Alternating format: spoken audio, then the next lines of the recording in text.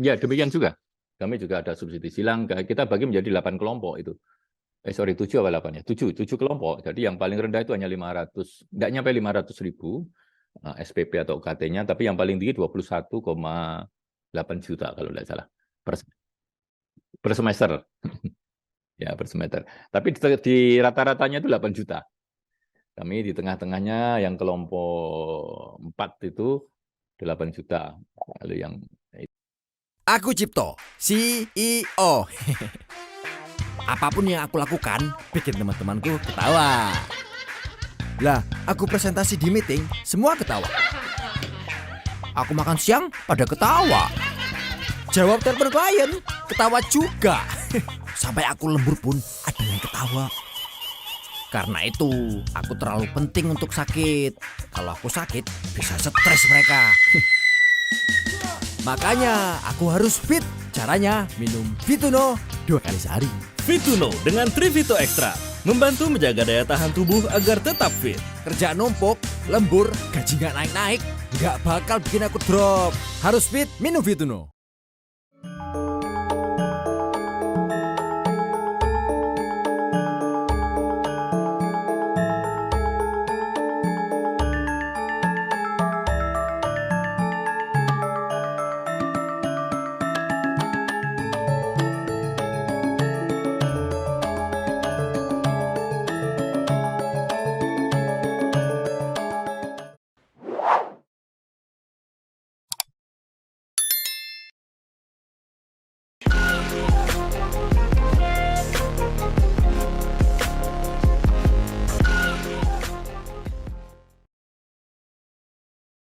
Assalamualaikum warahmatullahi wabarakatuh.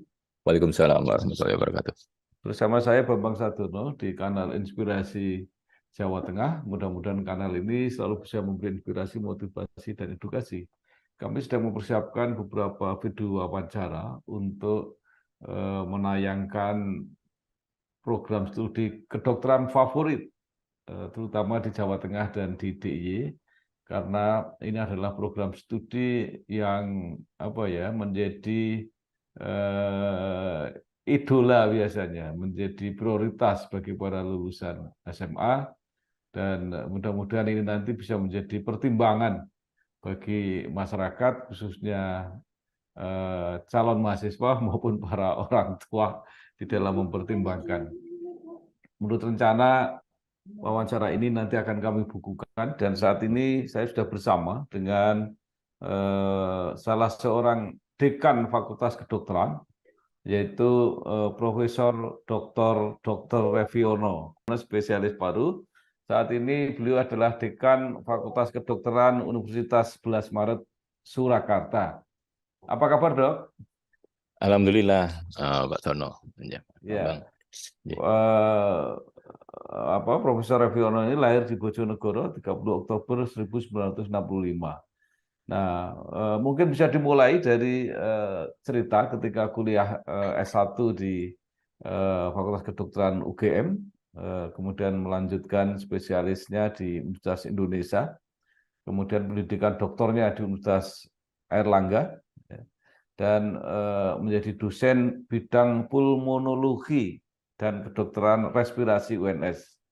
Saat ini menjadi dekan Fakultas Kedokteran. Silakan, Prof.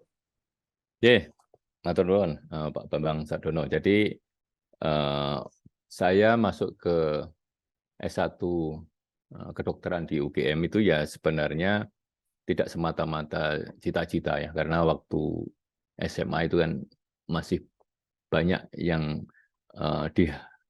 diharapkan atau diinginkan gitu ya. Ada ya dulu ya ingin cita-cita itu menjadi seorang teknik, ada yang saya suatu saat ingin jadi astronot, tapi idola saya dulu itu Einstein sebenarnya. Einstein, Isaac Newton itu kan suatu pendidikan fisika yang berkesinambungan itu dari Isaac Newton sampai Einstein. Nah, tapi suatu saat memang keluarga saya meminta untuk saya jadi dokter karena kami berdelapan saudara, tapi hanya saya yang waktu itu tidak ada yang jadi dokter. Kemudian saya diminta untuk menjadi dokter.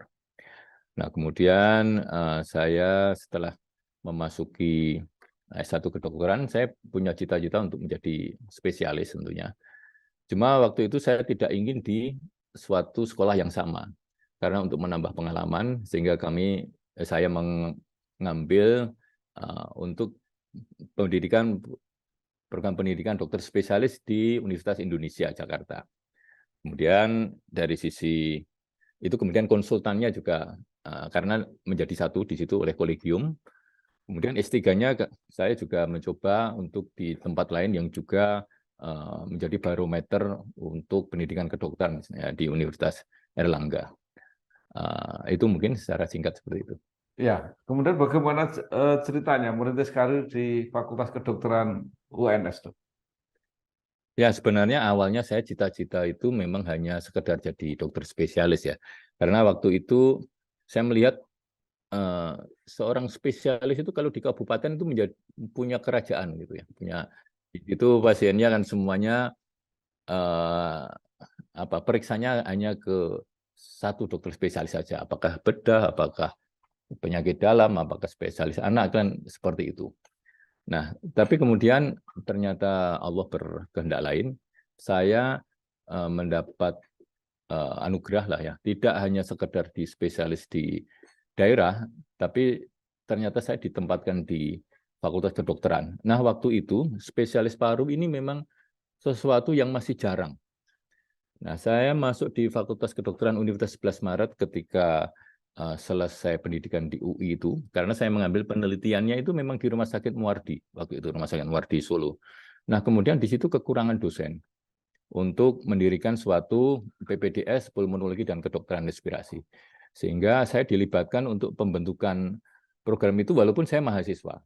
Jadi saya mahasiswa itu ikut sama senior saya almarhum Prof. Surati itu membuat kurikulum, saya ikut membantu membuat kurikulum, kemudian saya membuat modul-modul pendidikan dan sebagainya, sehingga beliau tertarik, kemudian saya diangkat menjadi dosen di situ. Jadi itu alhamdulillah saya selain sebagai praktisi, jadi kan saya juga praktisi, kemudian sekarang menjadi dosen yang berarti ikut memproduksi atau menyiapkan kader di pulmonologi spesialis paru begitu. Prof, secara umum prodi kedokteran ini kan masih menjadi favorit para lulusan SMA atau banyak keluarga yang sangat ingin ada anggota keluarganya yang menjadi dokter. Nah, di sisi yang lain ada kesan atau mungkin bahkan itu fakta senyatanya bahwa biaya untuk kuliah di kedokteran itu paling mahal.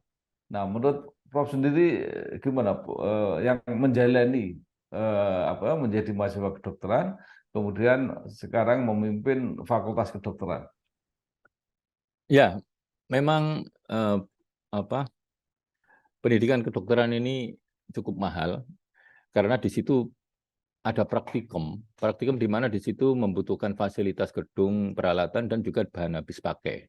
Seperti anatomi saja kan selain gedungnya harus berstruktur untuk laboratorium anatomi, juga menyiapkan ini mayat lah ya, preparat basah seperti itu kan tidak mudah juga.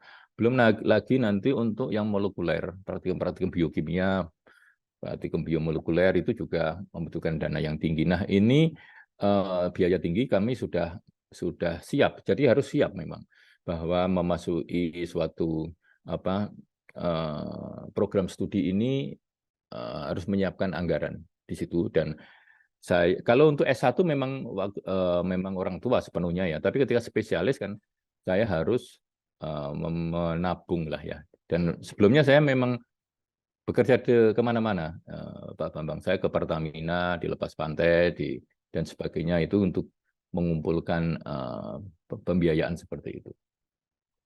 Mengawali hari dengan aktivitasku yang padat, memerlukan pola hidup yang sehat, dan perlindungan kulit yang tepat. Untuk itu, aku gunakan Venus Flawless Matte Cushion dengan Sun Protection yang melindungi kulitku dari paparan sinar matahari. Dan mengakhiri hari dengan Venus Aqua Facial Wash, kulit jadi cantik, sehat terjaga. Pancarkan pesona kulit sehatmu. Venus, many activities of you. Ya, tapi saat ini kan untuk masuk jadi spesialis tidak perlu apa pengalaman kerja kelihatannya dok ya. Jadi bisa langsung bahkan. Ya, ya, regulasi berubah-ubah ya. Memang seperti itu, tapi sebenarnya kalau yang lebih matang, dalam ini saya juga bicara sebagai dosen, itu memang agak beda antara yang punya pengalaman praktek klinis dengan yang belum, itu berbeda. Mereka yang sudah itu lebih mandiri, terutama ketika harus memutuskan sesuatu yang cepat, misalnya di gawat darurat itu kan harus keputusan cepat, itu akan berbeda antara residen tadi ya, calon spesialis yang sudah pernah berpraktek dan yang belum, itu memang berbeda di situ. Nah, kalau posisinya sebagai apa prodi yang apa ya difavoritkan itu sampai sekarang seperti apa? Masih seperti itu atau sudah ada perubahan-perubahan? Ya masih seperti itu, tapi memang ada juga beberapa program studi yang juga sudah favorit juga. Jadi seperti teknologi informasi, karena kan sekarang digital itu juga seperti itu. Tapi setahu saya, seorang tua menitipkan anaknya untuk sekolah itu 2 targetnya, yaitu 1 itu cepat lulus dan 1 cepat bekerja. Nah, 2 itu pendidikan kedokteran ini sangat mempunyai persyaratan itu. Jadi cepat lulus, cepat bekerja. Kalau cepat lulus memang tergantung mahasiswa, tapi kita membuat suatu kurikulum yang memang bagaimana mahasiswa cepat lulus, ya, karena di situ ada ujian kompetensi nasional. Bagaimana kami di Fakultas Kedokteran UNS juga menyiapkan agar dia lulusnya persentasenya tinggi kami di ujian nasional tadi. Kemudian cepat bekerja, dan ketika kami telusur alumni, itu memang nggak nyampe 6 bulan sudah 100% sudah bekerja semua. Dan itu menjadi favoritnya karena seperti itu. Ya. Nah, bagaimana situasi lapangan kerjanya? Karena kan tidak seluruhnya tidak seperti dulu. Semua dokter diterima pemerintah, dipekerjakan oleh pemerintah. Sekarang kan tidak semua diambil oleh pemerintah. Ya, jadi di UNS ini ada yang namanya pembelajaran entrepreneurship. Entrepreneurship itu kewirausahaan, di mana mahasiswa ini juga disiapkan bagaimana menjadi seorang wirausaha. Memang ada beberapa yang tidak hanya menjadi praktisi dokter, tapi seandainya itu pun ada yang punya klinik. Ya, punya klinik itu berarti kan dia bisa mandiri untuk membuat klinik. Kemudian ada yang di kosmetik, ya di kosmetik itu ternyata bisa dimasuki oleh dokter umum dengan fellowship atau kursus-kursus singkat kecantikan, itu juga dia bisa masuk seperti itu. Kemudian juga sekarang apalagi ada telemedicine, ini lebih longgar lagi, mereka bisa masuk ke lapangan-lapangan kerja yang ya sesuai zamannya digital, itu mereka juga berinovasi di situ, dan prinsip-prinsip kewirausahaan memang diberikan oleh kami, itu membekali itu. Jadi peluang-peluang besok seperti ini, gitu. Terus mereka menyiapkan ini, biasanya kan itu materi-materinya. Fakultas Kedokteran UNS ini termasuk salah satu fakultas kedokteran yang yang dianggap cukup punya reputasi lah gitu. Nah, mungkin bisa diceritakan mengenai FK ini sendiri ya, mungkin awal mulanya sampai saat ini prestasi-prestasi kinerja yang sudah dicapai dan sebagainya. Seperti apa, Prof? Oh, iya.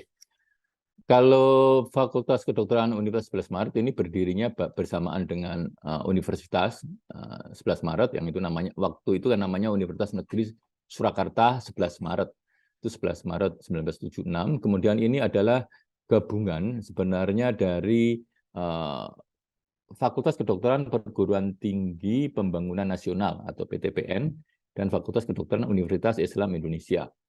Itu kemudian pada perjalanan berikutnya, itu setelah masa-masa konsolidasi, kemudian sekitar tahun 90-an kita melakukan peningkatan kualitas dengan mutu, dengan akreditasi. Jadi membuat suatu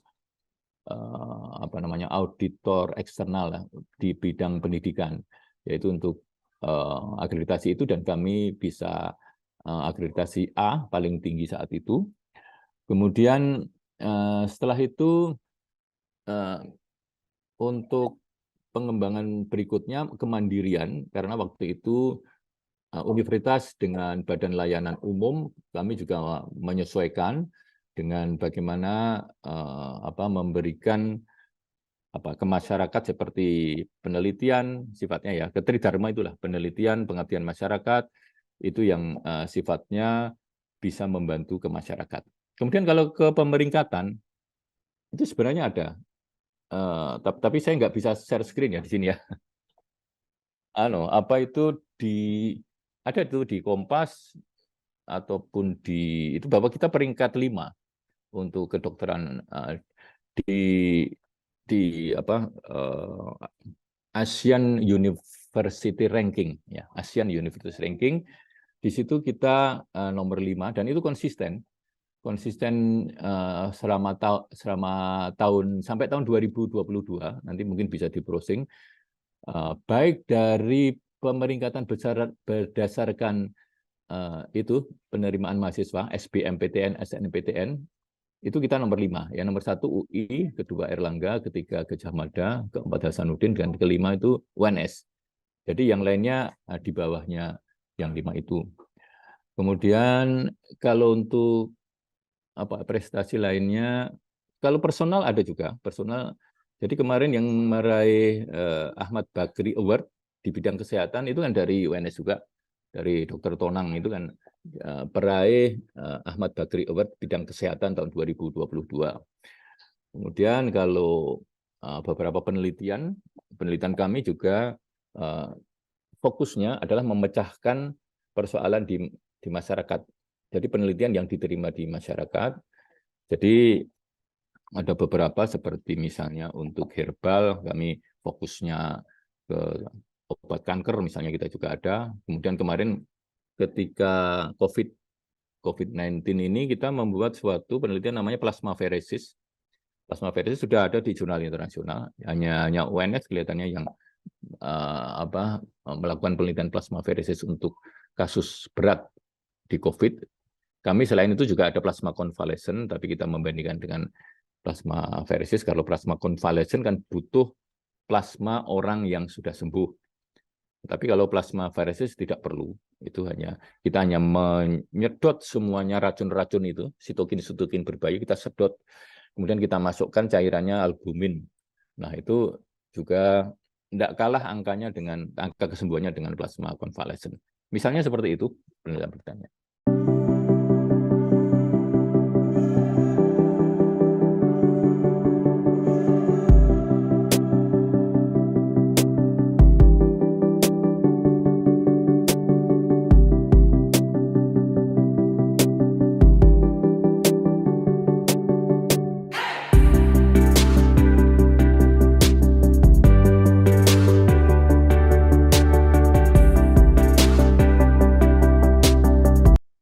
Baik, Prof, bisa diberi gambaran mengenai bagaimana cara perguruan tinggi menentukan biaya pendidikan, terutama SPP ya kan, itu ada juga perguruan tinggi yang saling subsidi silang, ada yang kelompok yang harus bayarnya mahal, tapi ada juga yang diberi kesempatan untuk membayar lebih rendah gitu kira-kira. Kalau di UNS seperti apa, Bro?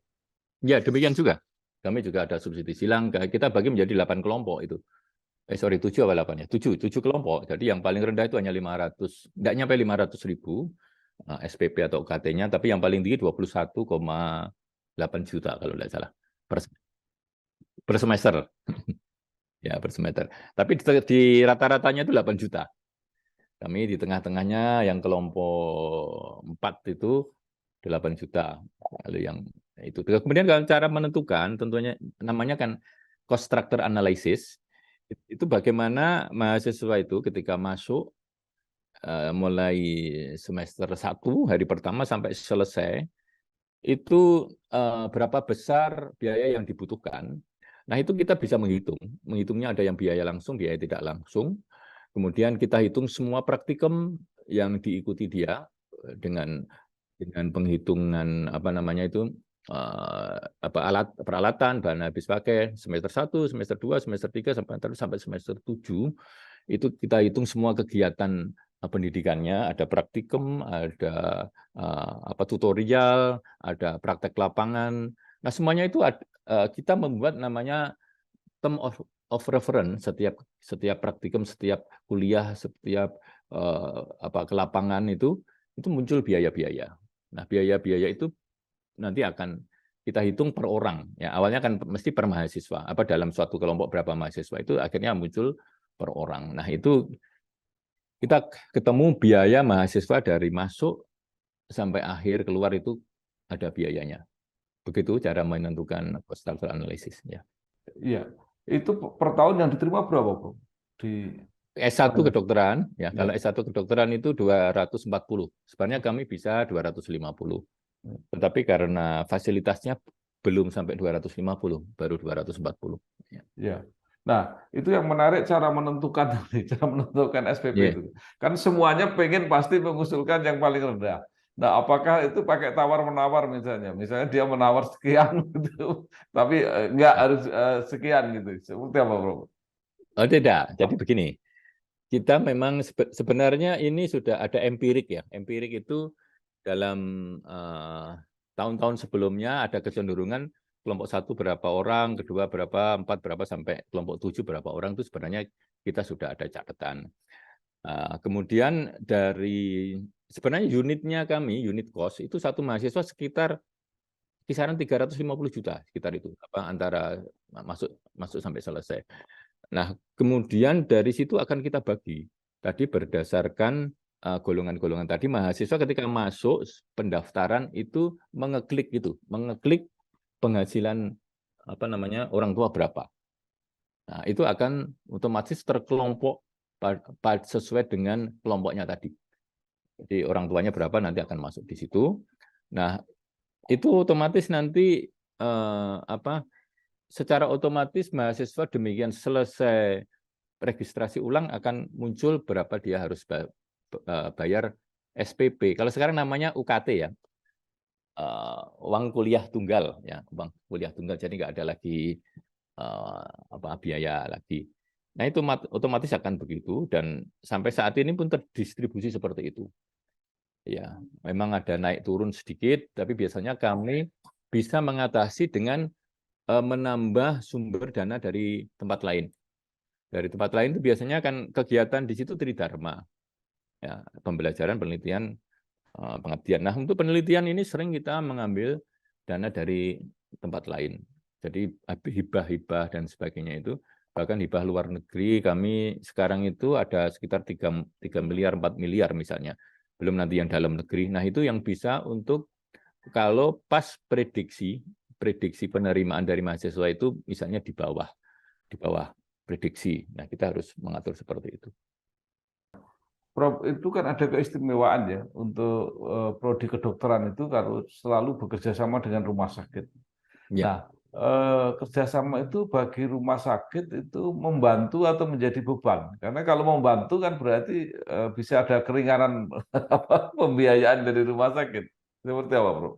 Ya, jadi kalau ini agak beda antara pendidikan profesi dokter, yang berarti dokter umum, dan program pendidikan dokter spesialis. Kalau yang untuk dokter ini belum memberikan pelayanan, tapi dia akan masih harus dalam bimbingan. Sedangkan kalau dokter spesialis, memang di situ dia sudah ikut membantu layanan di KSM atau Kesatuan Medis Fungsionalnya, itu ikut membantu di situ.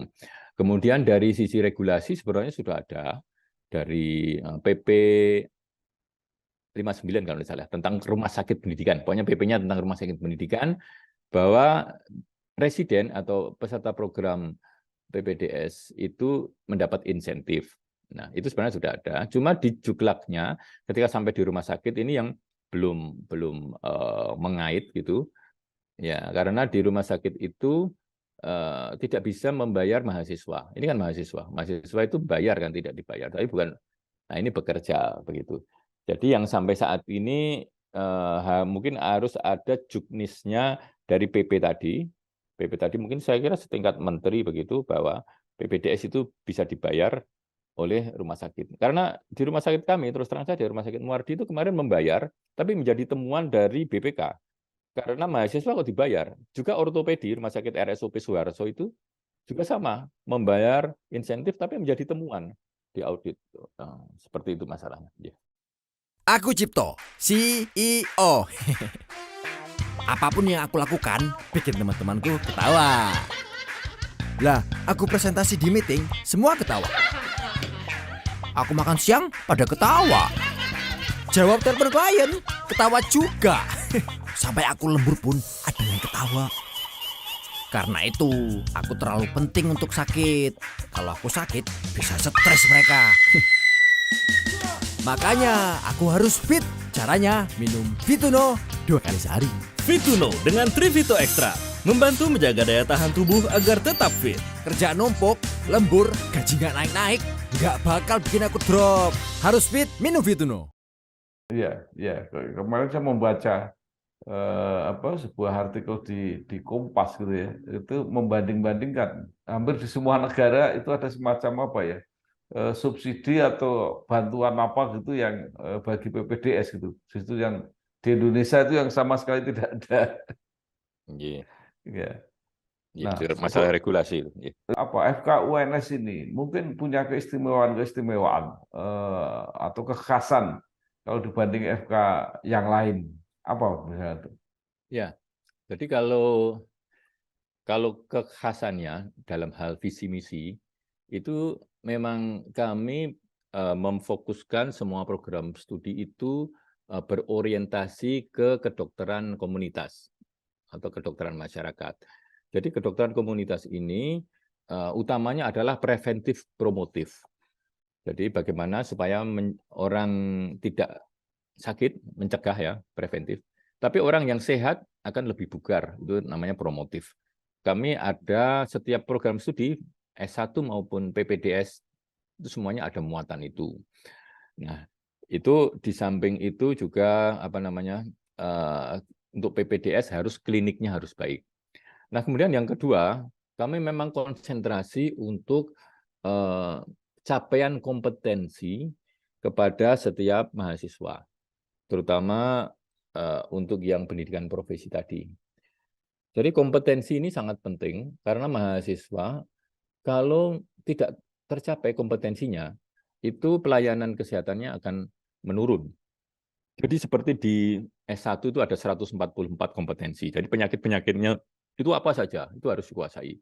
Kemudian PPDS juga sama, seperti saya kan di PPDS pulmonologi kedokteran respirasi, ya di situ ada sekitar 100-an juga kompetensi yang harus diselesaikan oleh mahasiswa. Nah, kompetensi ini harus hands-on.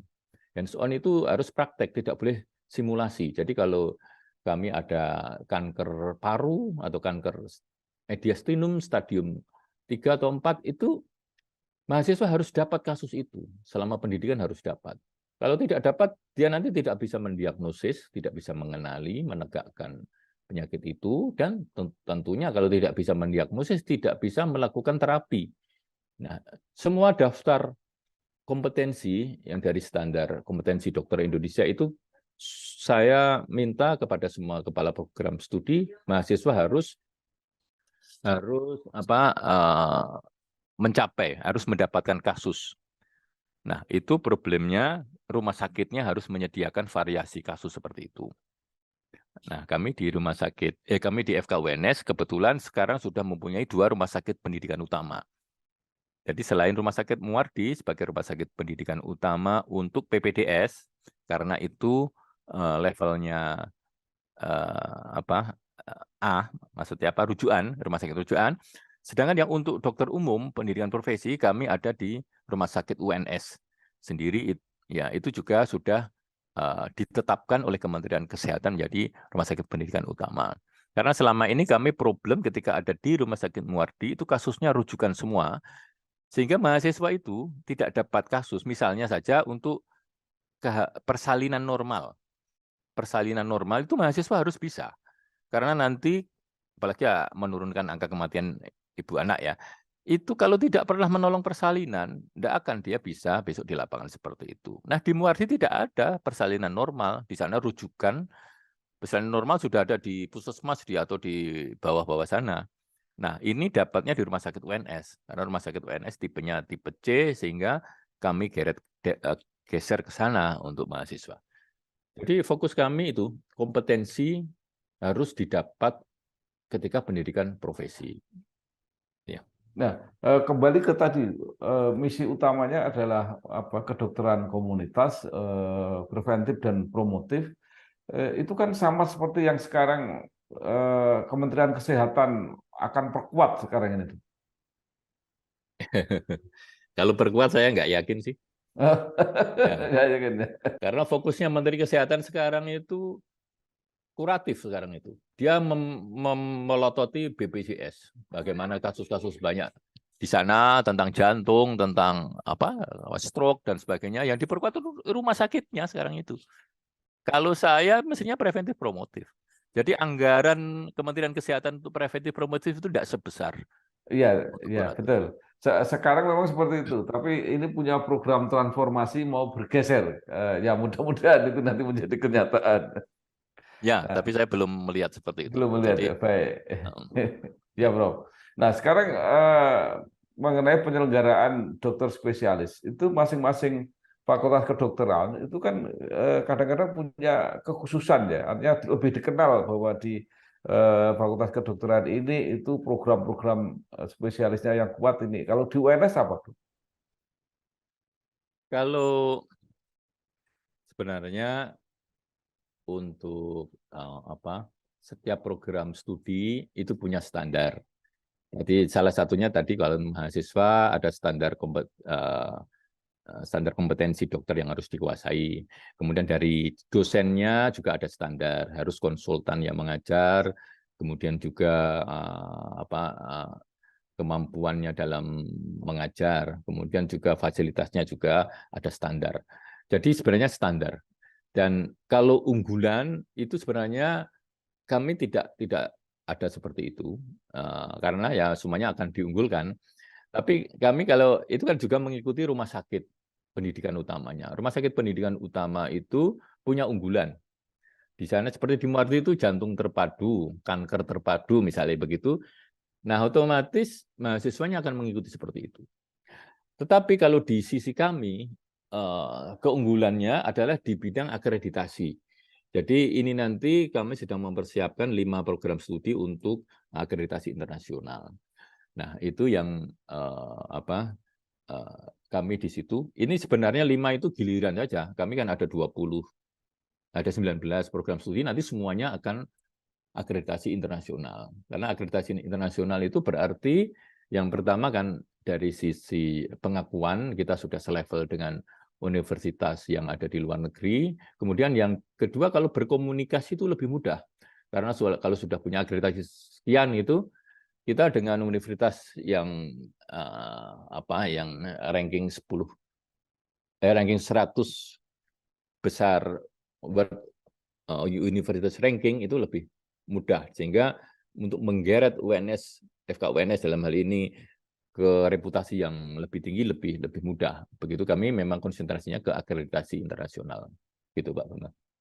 Mengawali hari dengan aktivitasku yang padat memerlukan pola hidup yang sehat dan perlindungan kulit yang tepat.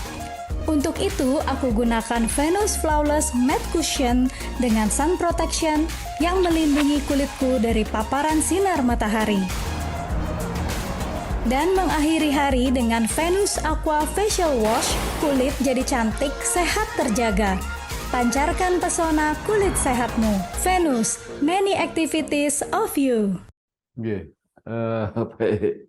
Nah, sekarang sebuah prodi atau mungkin institusi pendidikan tinggi itu kan dikenal reputasinya karena lulusannya, karena alumninya. Ya, ya. Jadi profesor juga mengatakan bahwa UNS kurang dari 6 bulan sudah bekerja semua. Nah, sekarang mungkin bisa digambarkan karena FK UNS ini sudah lahir sejak lama, mungkin alumninya sudah berkiprah sampai kemana-mana. Bisa diceritakan ini, Pak?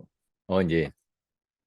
Ya, memang alumni ada beberapa yang menduduki posisi-posisi tertentu, tapi sebenarnya kami maksud berikutnya adalah bagaimana para alumni itu bisa membantu atau memberi wawasan kepada mahasiswa yang sedang belajar sebagai adik-adiknya, karena itu berkesinambungan, karena mahasiswa sebentar lagi lulus juga menjadi alumni. Jadi ada yang menjadi wirausaha, jadi ada yang mempunyai produk-produk pabrik sendirilah di herbal, ada yang di kecantikan dan sebagainya. Ini memberikan wawasan kepada mahasiswa kami untuk tadi salah satu praktisi entrepreneurship. Itu satu itu. Kemudian juga ada yang mempunyai posisi di waktu itu di TNI, tapi dokter atau dokter Sabtol kalau tidak salah. Itu waktu itu dia mendapat pas ya untuk vaksin, waktu itu untuk vaksinasi COVID misalnya. Nah itu dengan pas posisinya itu karena memang diminta oleh TNI ya atasannya untuk bekerja sama dengan perguruan tinggi untuk mensukseskan vaksinasi. Nah ini otomatis ke UNS karena dia alumni itu. Sehingga kami waktu itu UNS itu yang pertama kali untuk vaksinasi di perguruan tinggi. Dan juga di UNS waktu itu juga saya gabung ketika demikian pandemi COVID-19 itu pandemi masuk itu mahasiswa kami tidak ada yang libur. Termasuk profesi itu. Beda dengan universitas lain, karena waktu itu saya juga sempat kontak dengan dekan yang lain, itu semuanya libur untuk yang pendidikan profesi. Tapi kami waktu itu tidak diliburkan, dan juga ikut membantu vaksinasi dan sebagainya. Itu penyediaan sekian ribu, saya kira banyak sekali waktu itu dosis oleh alumni kami, sehingga semua sivitas akademika yang ada di UNS, yang jumlahnya 40-an ribu lebih itu bisa divaksin semua, misalnya seperti itu. Itu kemudian apalagi ya. Jadi kalau yang alumni biasanya ini kalau ada bencana-bencana itu bergabung dengan kami yang ada di mahasiswa yang ada di SAR ini, kemudian dilatih nanti untuk dalam kondisi-kondisi bencana bisa punya keterampilan seperti alumninya, seperti itu hubungan kami seperti itu alumni. Ya, baik. Nah, sekarang mungkin apa yang dirasakan di dalam pendidikan kedokteran ini, baik S1 maupun spesialis, karena banyak yang selalu mengatakan bahwa jumlah dokter ini kurang. Kemudian maka itu banyak perguruan tinggi swasta yang berlomba-lomba juga untuk mendirikan fakultas kedokteran yang baru. Kemudian juga keluhan dokter spesialis juga kurang. Ini sebenarnya persoalannya apa dan bagaimana cara mengatasinya, Prof? Baik, sebenarnya ini cara pandang juga dan cara membuat prioritas. Kalau dokter spesialis itu ada problem kalau dibilang kurang dengan membuat rasio yang sama dengan negara maju, itu sebenarnya kurang pas. Ya. Tapi yang masalah yang ada di Indonesia yang mungkin tidak dipunyai oleh negara maju itu adalah distribusi dokter spesialis. Ya. Karena beragamnya geografis geografis dari negara kita yang terpisah oleh lautan, oleh pulau-pulau dan sebagainya, kemudian juga SDM-nya juga tidak merata kemampuannya, di mana ya maaf saja di sebelah timur itu SDM-nya juga kurang untuk dibandingkan dengan di bagian barat, sehingga ini jadi problem. Karena ketika kita mengirimkan dokter yang baru lulus, yang tidak berputra daerah gitulah ya gampangannya itu, dia itu hanya sebentar saja di situ, paling selesai melaksanakan tugasnya itu akan kembali lagi ke daerah asal, sehingga ini kan distribusi itu tidak pernah selesai. Jadi kami itu di UNS itu berusaha untuk daerah-daerah tertinggal ini atau terluar atau ya 3T itu untuk mendapat prioritas sebagai mahasiswa PPDS. Nah, memang ada problem ya terus terang saja kalau disaingkan langsung dengan rekan-rekannya yang di barat ini akan kalah bersaing sehingga kalau perenggingan pasti akan di bawah. Nah, kami tentu membuat poin-poin tertentu dengan pertama passing grade. Passing grade bahwa ini sudah dengan level ini sudah bisa diterima sebagai mahasiswa. Itu passing grade itu. Tapi dia akan bisa mengalahkan rankingnya di atas ketika dia adalah posisi di 3T tadi. Nah, itu kebijakan kami seperti itu. Dengan putra-putra daerah ini, kami ada dari Papua, kemudian juga ada dari Sulawesi Tenggara, segala macam itu, tampak memang akan mentap di situ dan berkarir, dan saya lihat juga mempunyai posisi-posisi yang baik juga akhirnya. Itu yang problem yang menurut saya distribusi terlebih dahulu diselesaikan.